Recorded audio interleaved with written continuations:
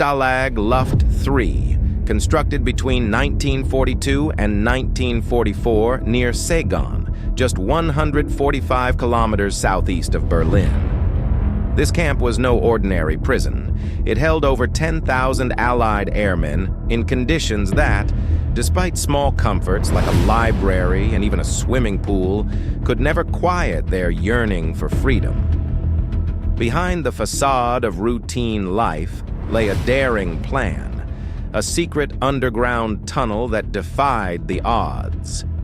Before we dive deeper into this extraordinary tale of courage and ingenuity, now let's step back in time and explore how these brave souls turned hope into action.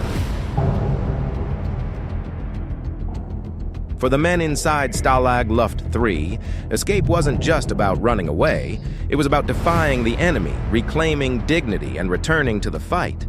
But the odds? Nearly impossible. The Germans had learned from past escape attempts. They designed this camp specifically to be escape-proof. The soil was sandy and bright yellow. Dig a tunnel, and it would be instantly spotted against the darker topsoil. The barracks were lifted off the ground so guards could check underneath for secret holes.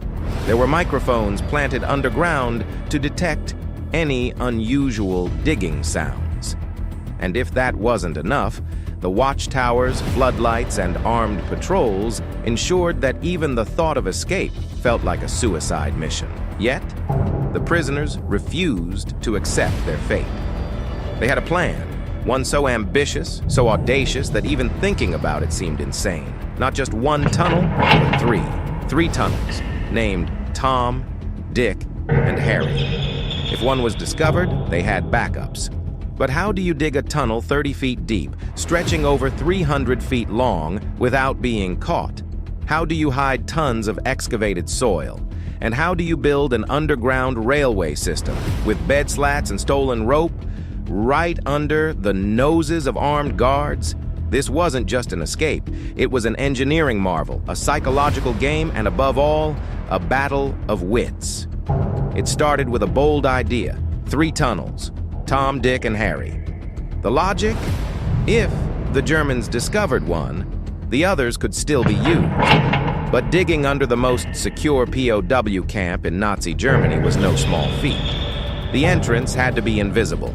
They used the barracks floors, hidden beneath a makeshift stove, a drain, or even inside a hollowed-out bunk bed. One by one, men would slide inside, disappearing into the earth. But digging was just the beginning. The tunnels needed air, so they built ventilation systems using tin cans and stolen pipes. For lighting, they fashioned lamps out of old margarine tins using wicks made from pajama strings. And for transportation, a makeshift railway system. Tiny carts rolling on tracks, made from stolen Red Cross tins. Then came the problem of soil disposal. They couldn't just dump tons of bright yellow sand anywhere. It would stand out. So they filled their pockets with dirt and discreetly sprinkled it across the camp, walking casually as if nothing was amiss. This became known as the penguin technique, a delicate act of deception played out daily, right under the watchful eyes of the guards. They were building a secret underground world, one scoop of dirt at a time. March 24th, 1944, the night of the escape. After months of digging, forging documents, and sewing disguises, it was finally time. One by one, prisoners crawled through Harry, the only tunnel that remained usable after countless close calls. But then, disaster. When they reached the end, they realized Harry had come up short. Instead of emerging safely in the woods beyond the fence, they were just shy of the tree line. This changed everything. Instead of slipping out unseen, they now had to dash across open ground, exposed to the guards. The escape slowed to a crawl, literally. The men had to wait for the right moment, scurrying into the shadows when the guards weren't looking. Despite the setback, 76 men made it out, They boarded trains, stole bicycles, and walked through forests, hoping to reach neutral territory. Some even posed as engineers or foreign laborers to avoid suspicion. By morning, the camp was in chaos. The Germans had discovered the tunnel. A massive manhunt began. The Nazis were furious. This was the greatest prison break of the war. And now, it was a race against time. As night fell on March 24, 1944, the stage was set for a daring exodus. At precisely 8:45 p.m., groups of prisoners positioned themselves along the tunnel, their hearts pounding with anticipation. In the cramped, shadowy confines of Harry, every sound was amplified. A scrape of wood, a whispered command, the distant hum of a guard's footsteps. It was a moment that would test their resolve to its very limit. At 9:30 p.m., the moment of truth arrived. One brave soul began to remove the boards that concealed the escape shaft at the end of the tunnel. But fate, as it often does, introduced an unexpected delay. The boards were waterlogged and stubbornly jammed. For 45 long minutes, precious darkness slipped away as the escapees fought against time to free themselves from the tunnel's clutches. With each passing minute, the risk of discovery grew ever more real. By 10:15 p.m., the boards were finally dislodged, and the escape hatch, hidden within the tree line, beckoned as a gateway to freedom. However, this exit was not perfectly planned. Instead of emerging within the safe cover of the forest, the hatch opened a few meters into no man's land, a perilous zone where German sentries patrolled with lethal precision. Undeterred, the prisoners continued their desperate bid for freedom. From 10:30 p.m. onward, a steady stream of men made their escape. They slipped out of the tunnel into the cool night air, moving silently between the gaps in the German patrols. For 6 hours, hope and fear coexisted as 76 prisoners emerged into the darkness, their hearts racing as they ran for their lives. But just when it seemed that freedom was within reach, tragedy struck. At 4:55 a.m., with the first light of dawn still hours away, one escapee misinterpreted a signal, a rope tug that was meant to signal safety.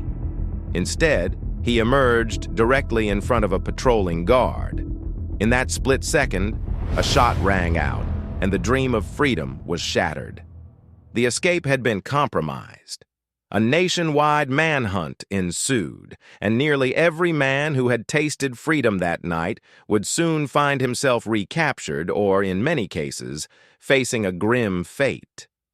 Out of the 76 brave souls who dared to escape that fateful night, only 3 would ultimately evade capture entirely. 2 Norwegians managed to slip their way to neutral Sweden via Stettin, while a Dutchman joined up with local resistance forces before disappearing into the shadows en route to Spain and Gibraltar. The vast majority, however, paid a steep price for their defiance. In the following months, nearly all of the recaptured prisoners vanished, many executed in roadside summary killings or lost to the brutal machinery of war. A post-war Royal Air Force investigation later revealed the tragic truth. 50 of the 73 recaptured prisoners had been executed without trial, their deaths concealed by a facade of relief and order. The cruelty of these actions would later be condemned as war crimes, a stark reminder of the human cost of daring to dream of freedom in the face of overwhelming tyranny. In the end, the escape from Stalag Luft III was not just an act of desperation or a failed bid for freedom. It was a powerful statement of defiance. These prisoners, bound by the shackles of captivity, chose to risk everything in the name of liberty. Their underground enterprise was an extraordinary feat of engineering, courage, and unwavering commitment to a cause greater than themselves. They set out to escape, even if it meant risking death, to force their captors to divert resources from the front lines of a brutal war. For a month, The entire Nazi war machine was thrown into disarray, its forces stretched thin as they tried to hunt down a handful of determined escapees.